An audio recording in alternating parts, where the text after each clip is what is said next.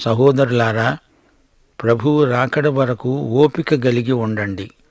చూడండి, వ్యవసాయకుడు తొలకరి వర్షమును కడవరి వర్షమును సమకూర్చే వరకు విలువైన భూఫలము నిమిత్తము ఓపికతో కాచుకుంటూ దానికోసమై కనిపెడతాడు గదా.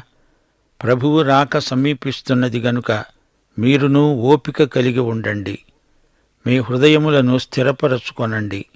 సహోదరులారా, మీరు తీర్పు పొందకుండు నిమిత్తము ఒకరి మీద ఒకడు సణగకండి.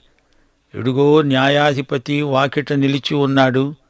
నా సహోదరులారా, ప్రభువు నామమున బోధించిన ప్రవక్తలను శ్రమానుభవమునకు ఓపికకు మాదిరిగా పెట్టుకొనండి. సహించిన వారిని ధన్యులు అనుకుంటున్నాము గదా. మీరు యోబు యొక్క సహనమును గూర్చి విన్నారు. ఆయన ఎంతో జాలి కనికరము గలవాడని